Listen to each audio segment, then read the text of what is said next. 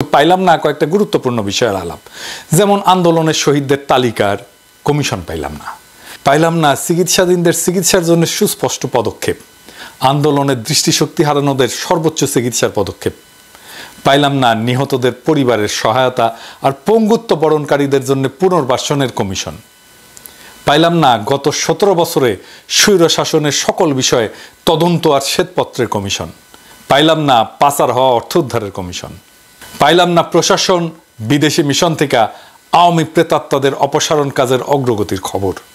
তবে কিছু কিছু বিষয়ে আপনার অর্জন আর প্রচেষ্টার প্রশংসা করতে দ্বিধা নাই। সংযুক্ত আরব আমিরাতে স্বৈরাচার বিরোধী আন্দোলনে অংশগ্রহণ কইরা কারাবরণকারী বাংলাদেশিদের মুক্ত করার জন্য আপনাকে ধন্যবাদ জানাতেই হবে। চায়না রাশিয়ার সাথে আমাদের ঋণের সুদহার কমানো আর পরিশোধের সময় বাড়ানোর আলোচনা আর একটা ভালো পদক্ষেপ। তেমনি জাইকা, বিশ্বব্যাংক এগুলা থেকে জরুরি ঋণ সহায়তার উদ্যোগ নেওয়াটাও ভালো পদক্ষেপ। পাশাপাশি হাসিনা যে শেষ সময় 60,000 কোটি টাকা ছাপায় মুদ্রাস্ফীতি কইরা জিনিসপত্রের দাম বাড়াইছে, সেটা আরো পরিষ্কার করে বলতে পারতেন, তো ছোট কইরা না আর কি। আপনি প্রাণ খুইলা সমালোচনা করতে বললেন বলেই বলতেছি। তবে আমরা বললাম আর আপনি শুনলেন কি শুনলেন না, এটা যদি ভিতরের মতলব হয় তাহলে কিন্তু বিষয়টা ভালো হইলো না। আমরা তো কিছু অ্যাকশন দেখতে চাই, তাই না? নাহলে কি আর করা, একটা ব্যবস্থা তো হবেই তো। কি কন? আজ আমি শুধু ধরবো সংস্কারের জন্য করা 6টা কমিশন নিয়ে, বাকি বিষয়গুলো পরের এপিসোডে আলাপ করব।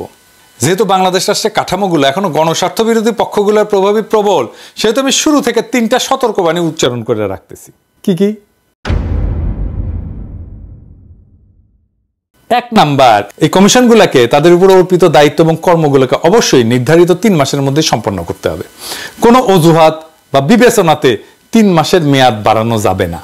যারা পারবেন না, সংশ্লিষ্ট সেই কমিশন বা কমিশনগুলোকে অযোগ্য ঘোষণা করতে হবে। 2 নাম্বার, সংস্কার ভাবনার রূপরেখাও এরপরে 1 মাসের মধ্যে চূড়ান্ত করতে হবে। তাইলে আমরা ধরে নিতে পারি 2025 সালের জানুয়ারি মাসের মধ্যে এই সমস্ত কর্মকাণ্ড সম্পন্ন কইরা বাংলাদেশ তার পরবর্তী ধাপে পা রাখবে।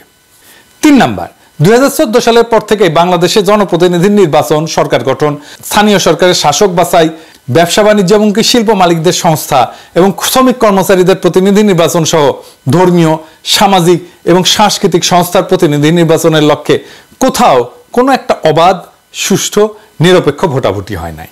সেহেতু যত দ্রুত সম্ভব এদেশের মানুষকে নির্বাচন অর্থাৎ ভোটাভুটির যে আস্বাদ, এটা গ্রহণের অবারিত সুযোগ করে দিতে হবে। কিভাবে?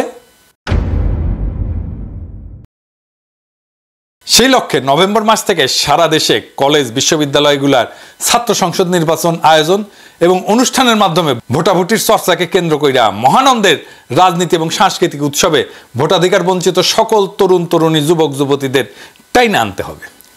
আমাদের ভুলে গেলে চলবে না, দেশের জনসংখ্যার প্রায় অর্ধেক 32 থেকে 33 বছর বয়স পর্যন্ত যাদের বয়স, তারা এখনো একবারও অবাধে, সুষ্ঠু এবং নিরপেক্ষ পরিবেশে অনুষ্ঠিত কোনো নির্বাচনে ভোট দেওয়ার সুযোগ পায় নাই।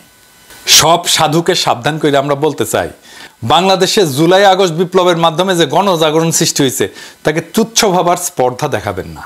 এটা ফ্যাসিবাদ, স্বৈরতন্ত্র, পরিবারতন্ত্র, বড়লোকিপনা, এলিটপনা, এনজিও নেতাদের আভিজাত্যাভিমান এবং ইসলাম বিদ্বেষ এবং পশ্চিমা শক্তির অনুরাগ, এই সমস্ত সহ সকল ধরনের ক্ষমতা কুক্ষিগত করার হীন সংকীর্ণ গণস্বার্থবিরোধী কার্যক্রম প্রতিরোধ কইরা বিজয়ী হয়েছে। ফলে পরিবার, সমাজ, রাষ্ট্রব্যাপী যে গণচেতনা এবং জন আকাঙ্ক্ষা, গণপ্রতিরোধ প্রয়াস সৃষ্টি হয়েছে তা পরাভবহীন, অকুতভয় এবং অজেয়। রাজনীতি, সরকার এবং রাষ্ট্র সংস্কারের প্রায়োগিক ক্ষেত্র অর্থাৎ বাস্তবে যে কাজ হবে, এবার সে আলোচনায় চলে আসা যাক। ডক্টর মোহাম্মদ ইউনূস গতকাল বুধবার এমন লক্ষ্য অর্জনের জন্য 6টা কমিশন গঠন করার সিদ্ধান্ত নিয়েছেন। এর মধ্যে নির্বাচন ব্যবস্থা সংস্কার কমিশনের প্রধান হিসেবে দায়িত্ব পালন করবেন সুশাসনের জন্য নাগরিকের সম্পাদক বদিউল আলম মজুমদার। দুর্নীতি দমন কমিশনের সংস্কারের প্রধান হিসেবে দায়িত্ব পালন করবেন টিআইবি নির্বাহী পরিচালক ইফতেখারুজ্জামান। ওনারা একবার ধরছিলাম, ওনার সম্পর্কে এখন আর কিছু না বলি। সংবিধান সংস্কার কমিশনের প্রধান হিসেবে দায়িত্ব পালন করবেন বিশিষ্ট আইনজীবী শাহদিন মালিক। বিচার বিভাগ সংস্কার কমিশনের প্রধান হিসেবে দায়িত্ব পালন করবেন বিচারপতি শাহ আবু নাইম মমিনুর রহমান। জনপ্রশাসন সংস্কার কমিশনের প্রধান হিসেবে দায়িত্ব পালন করবেন সাবেক তত্ত্বাবধায়ক সরকার উপদেষ্টা অবসরপ্রাপ্ত আমলা আব্দুল মহিদ চৌধুরী। পুলিশ প্রশাসন সংস্কার কমিশনের প্রধান হিসেবে দায়িত্ব পালন করবেন আরেক অবসরপ্রাপ্ত সচিব সফররাজ হোসেন। তো উনাদের সিলেকশন কেমন হইল, তাই না? আসেন এটা একটু বিচার করে দেখি। জনাব বদিউল আলম মজুমদার, জনাব ইফতেখারুজ্জামান এবং শাহদিন মালিক, এই 3জন মূলত এনজিওজীবী মানুষ। এরা শিক্ষকতাও করছেন এবং মাঝে মধ্যে এখনও তা করেন। এদের সততা নিয়ে কোনো প্রশ্ন নাই, আমার নাই। যোগ্যতা নিয়ে আমার কোনো প্রশ্ন নাই, এবং কারোই কোনো প্রশ্ন নাই এদের পশ্চিম অনুরাগ নিয়ে, কোনো সন্দেহ নাই। তাহলে এরা সৎ, এরা যোগ্য, কিন্তু এরা পশ্চিম অনুরাগী এবং এরা এনজিওজীবী, ঠিক তো? আচ্ছা, অবসরপ্রাপ্ত আমলা আব্দুল মহিদ চৌধুরী সরকারি কর্মজীবন শেষ করার পর ব্র্যাকের নির্বাহী পরিচালক পদে চাকরি করার মধ্যে দিয়ে এনজিওর জীবিকা নির্বাহ করতেছেন। উনিও আর একজন এনজিওজীবী, বুঝছেন? এনজিওগ্রাম সরকারের কমিশনেও এনজিওগ্রামী। এখনও তিনি বহুবিধ এনজিও পরিচালনার সাথে যুক্ত আছেন। এ ভদ্রলোকের সততা নিয়ে আমার কোনো প্রশ্ন নাই, যোগ্যতা এটা নিয়ে আমার কোনো প্রশ্ন নাই, পশ্চিমা অনুরাগ নিয়েও আর আমার কোনো প্রশ্ন নাই, এবং ধর্মপরায়ণতা নিয়েও আমার কোনো সন্দেহ নাই। বিচারপতি শাহ আবু নাঈম মমিনুর রহমান, ওনারা চেনেন কিনা জানি না, সমসাময়িক বিচারপতিদের মধ্যে নিয়ে এক বিরল চরিত্র, আত্মসম্মান মর্যাদা সম্পন্ন একজন সৎ, দক্ষ, যোগ্য, ধর্মপরায়ণ এবং সাহসী মানুষ। বাংলাদেশের বিচার অঙ্গনে তিনি ব্যাপকভাবে সমাদৃত ব্যক্তি। উনারই আসলে প্রধান বিচারপতি হওয়ার কথা ছিল, হন নাই। কেন জানেন? উনি হান্নান শাহের ছোট ভাই, বিএনপির হান্নান শাহের ছোট ভাই। উনার বাবা মান্নান শাহ কৃষক প্রজা পার্টি এবং মুসলিম লীগের নেতা ছিলেন, পাকিস্তানের খাদ্যমন্ত্রী ছিলেন। অবসরপ্রাপ্ত সচিব সফররাজ হোসেন একজন সৎ মানুষ, কোনো সন্দেহ নাই, দক্ষ মানুষ, সন্দেহ নাই, এবং ভীরু মানুষ, মাঝারি মানের আমলা আর কি, কোনো ধরনের সামাজিক এবং স্বেচ্ছাসেবামূলক কাজে জড়িত আছেন বলে আমি জানি না, আমার ভুল হইলে আপনারা শুধরাই দেবেন। তো প্রফেসর ইউনূস ওনার নাম বক্তৃতার সময় ভুলভাবে উচ্চারণ করে বলেছিলেন শরফরাজ চৌধুরী বলছিলেন।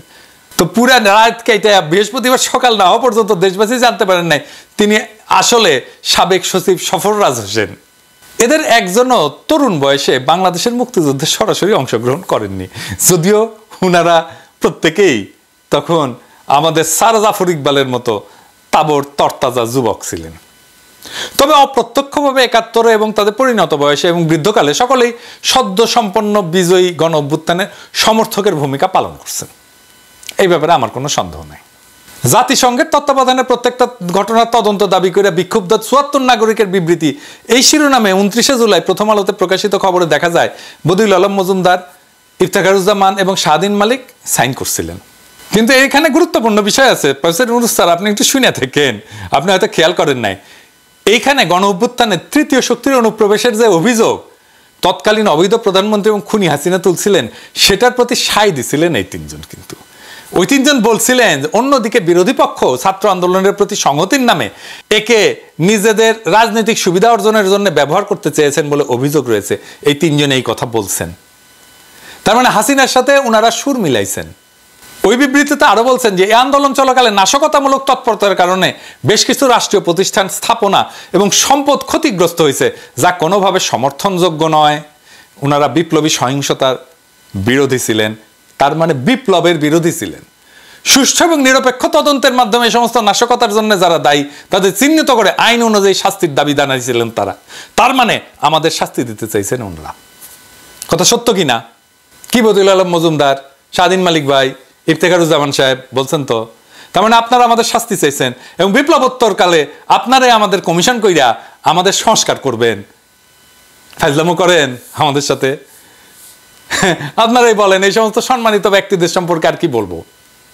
শাহদিন মালিক সম্পর্কে একটু আলাদা করে বলি। উনি ভালো মানুষ, কোনো সন্দেহ নাই, জ্ঞানী মানুষ, কিন্তু কর্মী মানুষ কি উনি চোখে দেখেন না, সেটা সমস্যা না, কিন্তু উনি একজন ভীতু কাপুরুষ মানুষ, তাই ওনার জ্ঞানকে তিনি কাজে লাগাইতে পারেন না। উনি যা বিশ্বাস করেন সেটাকে আঁকড়ে ধরে শক্তভাবে তার পক্ষে দাঁড়াইতে পারেন না। আমি একটা এক্সাম্পল দিই। উনি প্রথম শাহবাগ নিয়ে ক্রিটিক করছিলেন যে আদালতের রায়কে রাজপথে এইভাবে চ্যালেঞ্জ করা যায় না, কিন্তু তারপরে শাহবাগীদের ঠাপ খেয়া ওই শাহবাগে এসে উনি আবার সংহতি জানাই গেছেন। তো উনারা দাবরানি দিলে উনি তো ভাঙ্গে পড়বেন, তো উনার রায়কা লাভ কি? আরো গুরুত্বপূর্ণ এবং এটা সব জটিল ব্যাপার যে শাহদিন মালিক মুজিবের তৈরি ৭২-এর সংবিধানকে মুক্তির দলিল মনে করে। 2011-র 10 এপ্রিল সুজন একটা গোল টেবিল করছিল, ওইখানে শাহদিন মালিক মূল প্রবন্ধ উপস্থাপন করছিল এবং বলছিল যে 1972 সালের সংবিধান সত্যিকার অর্থে একটা মুক্তির দলিল। এরপর প্রায় গত 40 বছরের সংবিধান সংশোধনের যে ইতিহাস, সেটা এক কথায় মুক্তির সেই স্বপ্ন এবং আদর্শের বিচ্যুতির ইতিহাস। তার মানে সংবিধান সংস্কার বলতে উনি বুঝেন যে ৭২-এর সংবিধানে ফেরত যাওয়া। উনি বলেন যে বৈষম্যহীন সংবিধান করতে যা যা দরকার তা এই সংবিধানেই আছে। ফলে উনার হাতে মুজিবের সংবিধান বাতিল কইরা এবং গণ অভ্যুত্থানের নতুন সংবিধান প্রণয়নের কোনো সম্ভাবনা আছে? আপনারা নিজেরাই বলেন তো। তবে নির্বাচন ব্যবস্থা সংস্কার কমিশন এবং দুর্নীতি দমন সংস্কার কমিশনের সিংহভাগ কাজই 11 সরকারের আমলে সম্পন্ন করা হয়েছিল এবং এই নীতিমালা এবং আইন সংস্কারের কাজ তখন অনেকগুলোই গুছিয়ে রাখা হয়েছিল। এই দুইটা পৃথক কাজের সাথে ওই সময় জনাব বদিউল আলম মজুমদার এবং জনাব ইফতেখারুজ্জামান ঘনিষ্ঠভাবে জড়িত ছিলেন। 11 সরকার তো কিছু ভালো কাজও করছিল, তো এটা ভালো কাজ করছিল, এই দুই ব্যক্তি তখন উত্তম ভূমিকা পালন করছিলেন। তাদের এই বিশাল অবদানকে আমি তুচ্ছ-তাচ্ছিল্য করব না, এটা করলে ভুল হবে। পরবর্তীকালে 2009 সালে বাংলাদেশের ইতিহাসে সেরা দুর্নীতিবাজ এবং গণতন্ত্র ভোটাধিকার হরণকারী শাসক পলাতক শেখ হাসিনা এই আইন দুইটাকে নানাভাবে সংশোধনের মাধ্যমে একে বিকৃত, ক্ষতিগ্রস্ত এবং দুর্বল করে ফেলছিল। তবে কোথায় কতটুকু অঘটন সে ঘটাইছে তা মনোনীত এই দুই কমিশনের বিজ্ঞ চেয়ারম্যানদের প্রথম পাঠেই বুঝতে পারবেন। ফলে এই দুইটা ক্ষেত্রে সবকিছু দ্রুত সংশোধন কইরা ভালোভাবে সংস্কার প্রস্তাব উত্থাপন করতে তাদের খুব বেশি সময় লাগবে না, 2 মাসও লাগবে না। যদি না তারা ওনাদের যে জীবিকা, এনজিও জীবিকা, এটার মৌলসূত্র অনুসরণ করে এই কাজে বিদেশি সংস্থা সমূহে অনুদান নিয়ে এতে ব্যাপক ভিত্তিক বিশ্বমানের একটা সংস্কার দলিলে পরিণত করার লোভ থেকে মহাপ্রকল্প ব্যবসায় জোড়ায় যায়, তাহলে অন্য কথা আর কি। আজ আরেকটা গুরুত্বপূর্ণ বিষয়ে আসি, সংবিধান প্রসঙ্গে। গণঅভ্যুত্থানের নেতৃত্ব প্রদানকারী শিক্ষার্থীদের অভিপ্রায় অনুযায়ী সম্প্রতি একটা নাগরিক কমিটি গঠিত হয়েছে, আমরা সবাই জানি। এটা কর্মসূচি দিছে। 8 নম্বর কর্মসূচিতে বলা হয়েছে যে গণপরিষদ গঠন করে গণভোটের মাধ্যমে নতুন গণতান্ত্রিক সংবিধান তৈরির জন্য গণ আলোচনার আয়োজন করা হবে, তাই না? বলছে না? এইখানে প্রফেসর ইউনূস সংবিধান সংস্কার কমিশন যখন গঠন করে ফেললেন তখন বোঝা যায় এখন তিনি আর আন্দোলনে বিজয়ী শিক্ষার্থী, তরুণ, এই যুব সমাজের মতামতের ধার ধারেন না, ঠিক তো? তার মানে তারা যেটা বলছিল গণপরিষদ গঠন করে গণ আলোচনা করে, সেটা তো উনি ধার ধারলেন না। তাইলে বাংলাদেশের রাজনীতি নিয়ে তো উনিও একটা স্বৈরাচারের মতো আচরণ করলেন, তাই না? উনি তো কারো কথা শুনেন না, এমনকি উনি ছাত্রদের কথাও শুনলেন না, তাই না? তো যে যায় লঙ্কায় সেই হয় রাবণ। উপনিবেশিক ব্রিটিশ শাসনের স্বার্থানুকূল আমলাতন্ত্রের আদলে গড়া পাকিস্তান সিভিল সার্ভিসের গর্বিত অফিসার বাংলাদেশ সরকারের সাবেক সচিব আব্দুল মুহিত চৌধুরীর পক্ষে কি কোনো প্রগতিশীল সংস্কার ঘটানো সম্ভব? তার কোনো ক্রিটিক্যাল ভিউ আছে এই ব্যুরোক্রেসির ব্যাপারে? তো তার নেতৃত্বে জনপ্রশাসনে কি সংস্কার করবে তো বুঝেই না। ওই তো এই ব্রিটিশ আমলাতন্ত্র নিয়ে মুগ্ধ হয়ে বসে থাকে। আচ্ছা, প্রশাসন ক্যাডারের অফিসার অবসরপ্রাপ্ত সচিব সফররাজ হোসেন পুলিশ প্রশাসনের সংস্কার কমিশনের প্রধান হিসেবে সফলভাবে কাজ করতে পারবেন? উনি কি পুলিশ? পুলিশ তো এখন একটা বিশাল বড় প্রতিষ্ঠান, সেহেতু পুলিশের কোনো অবসরপ্রাপ্ত সৎ, দক্ষ, যোগ্য, সম্মানিত কর্মকর্তাকে এই কমিশনের প্রধান হিসেবে দায়িত্ব দেওয়া উচিত ছিল। এখন প্রফেসর ইউনূস কইতে পারেন এমন লোক খুঁজে পাই না, তাহলে যদি খুঁজে না পাওয়া যায় তাহলে একজন বিচারপতিকে উল্লেখিত কমিশনের চেয়ারম্যান করলে ভালো হইতো না? একজন আমলা যার পুলিশ সম্পর্কে কোনো অভিজ্ঞতাই নাই, তারে কমিশনের চেয়ারম্যান বানায় দিচ্ছে। বলেন তো, আপনারা তো দেখছেন, আমি একটা পুলিশের নিয়ে একটা এপিসোড করেছিলাম। উনি কি এই জিনিসগুলো জানেন? জানেন? জানেন না। তো আমার মতো একজন সামান্য ইউটিউবার যে জিনিস জানে সেটাও তো উনি জানেন না রে ভাই। বিচার বিভাগ, জনপ্রশাসন বিভাগ, আইন শৃঙ্খলা, জননিরাপত্তা বিভাগের পাশাপাশি রাষ্ট্রের চতুর্থ গুরুত্বপূর্ণ প্রতিষ্ঠান হচ্ছে বাংলাদেশের সশস্ত্র বাহিনী। এই দীর্ঘ 15 বছরের ফ্যাসিবাদী শাসনে এর অন্তর্গত বাহিনীসমূহে ব্যাপক ক্ষতিগ্রস্ত হয়েছে। তাদের অনেক কর্মকর্তা খুন, গুম, দস্যুতা, দুর্নীতি সহ নানা গণবিরোধী কাজে জড়ায় পড়ছেন। নৈতিকতায় ও নেতৃত্ব শূন্যতায় ভোগা এইরকম বাহিনীতে ব্যাপক সংস্কার প্রয়োজন। সেই জন্যে সশস্ত্র বাহিনী বিষয়ে একটা সংস্কার কমিশন গঠন করা জরুরি ছিল। প্রফেসর ইউনূসের গত 1 মাসের দীর্ঘ শাসনের অবস্থা দেখে মনে হয় তিনি সশস্ত্র বাহিনীর বর্তমান নেতৃত্বের সাথে একটা আপোষ রফা করে তাদের পরামর্শ মেনে কাজ চালিয়ে যাচ্ছেন। সশস্ত্র বাহিনী বিভাগে জরুরি, প্রয়োজনীয়, গুরুত্বপূর্ণ সংস্কার সাধনের প্রস্তাব করা বা উদ্যোগ নেওয়ার কোনো সাহস তার নাই। কিন্তু বলেন আয়নাঘর কে করছে, তাই না? র্যাব যে স্যাংশন খাইলে ওটার অফিসার কারা ছিল? আর এই আর্মি তো রাস্তায় গুলি করছে, তাই না? আমাদের বিপ্লবের সময় জাতীয় প্রতিরক্ষা এবং দেশের সার্বভৌমত্বের বৃহৎ স্বার্থের বিষয়টা বিবেচনায় না হইলে প্রতিরক্ষা বাহিনী সংস্কার কমিশন গঠন করা এটা অতি জরুরি একটা কাজ ছিল। 12 বছর দীর্ঘ রক্তক্ষয়ী সংগ্রামের মাধ্যমে ফ্যাসিস্ট দুঃশাসনের অবসান ঘটানো এই বিজয়ী গণ অভ্যুত্থান বাংলাদেশের সমাজ, সংস্কৃতি এবং রাজনীতিতে বেশ কিছু ঐক্যমত সৃষ্টি করছে।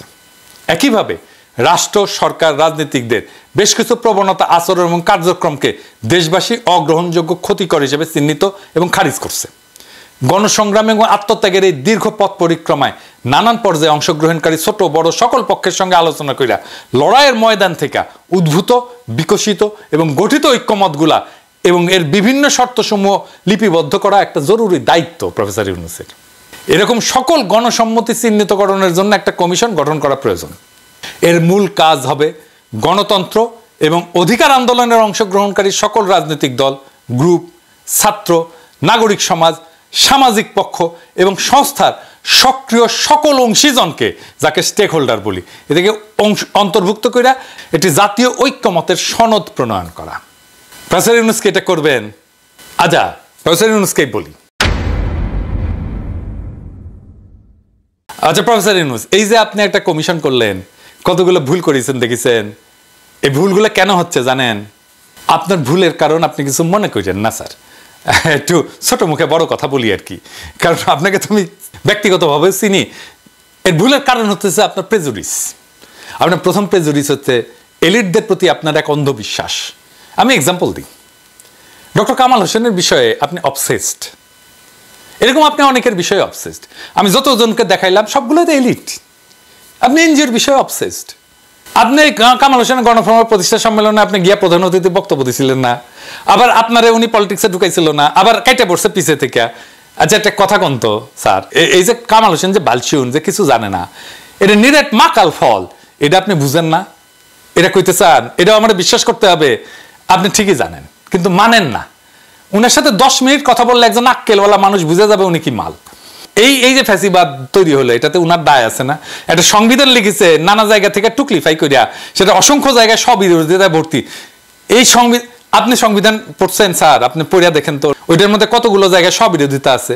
এটা কে লিখছে? উনি লিখছেন তো। আপনি কেন জিগান না? ওনারা এত গুরুত্ব দেন কেন? যে সংবিধান থেকে জন্ম নিছে ফ্যাসিবাদ, তাও আপনি বুড়া মাথা মোটা এলিটদের সার ছাড়তে পারেন না। ধরেন আপনি এই যে কমিশনগুলো গঠনের আগে যদি কয়েকজনের সাথে আলাপ টালাপ করে নিতেন, মানে আপনার অপদার্থ উপদেষ্টার সাথে না, যারা পিছিয়ে মুজিবের ছবি লাগায় বন্দনা করে তারা না, এই আন্দোলনের যারা স্টেক হোল্ডার তাদের সাথে যদি আপনি আলোচনা করতেন, আপনার পরিকল্পনাটা সুন্দর হইতো না? আপনার তো নিজের আলাপের দরকার নাই, আপনি বইলা দিলেই তো আলাপ করে ফেলে। ধরেন আপনি তো আমারও রিস্ক করতে পারতেন, কারে দিয়ে রিস্ক করতেন সেটা তো আপনি জানেন। আর আমি লিখে দিতাম আপনার প্রপোজাল, নামধাম রেশনাল দিয়া, যুক্তি তর্ক দিয়া, যে কেন উনাকে করতে হবে। আপনি না নেন আমার প্রস্তাব, কিন্তু একটা আপনি অল্টারনেট ভিউ পাইতেন তো আমার কাছ থেকে, পাইতেন না? হ্যাঁ, তো আপনি করলেন না কেন? আপনার তো সময় যাইতো না, কারণ আপনি মানুষ বলেই মনে করেন না আমাদেরকে। আসলে আমরা তো এলিট না, তাই না? বগুড়া ভাষায় কথা বলি তো, সেই জন্য আমাদের পাত্তা দেন না। তা আপনার উপদেশটা তো আপনার ভালো পরামর্শ দিতে পারতেছে না, আমাদের সাথে তো আলোচনা করতে আপনার ভালো লাগবে না। আমরা তো এলিট না, তা আমরা তো সাহায্য করতে চাই, সাহায্য নেন না কেন? আমি সিরিয়াসলি জানতে চাই আপনি নেন না কেন? আপনার বক্তৃতার খুঁটিনাটি নিয়ে আমি আর একটা এপিসোড করব, কিন্তু আপনার দোহাই লাগে আপনার কাজের পদ্ধতি পাল্টান। এটা পলিটিক্স, এটা সামাজিক ব্যবসা বা গ্রামীণ ব্যাংক না স্যার। এটা জাতির ভবিষ্যৎ যুক্ত আছে এটার সাথে। মেহরবানি করে এই জাতিকে বিপদে ফেলায়েন না। এমনিতে আপনার উপদেষ্টাদের নিয়ে আমরা হতাশ, আপনারে নিয়ে হতাশ হইতে দিয়েন না স্যার। আপনার পেলিজ লাগে, এটা বিপ্লব করছি নষ্ট হইতে যাওয়ার জন্য না। এই বিপ্লব আমরা টিকায় রাখবো এবং আপনারে এই বিপ্লব টিকায় রাখতে হবে, এই দায়িত্ব আপনাকে পালন করতেই হবে।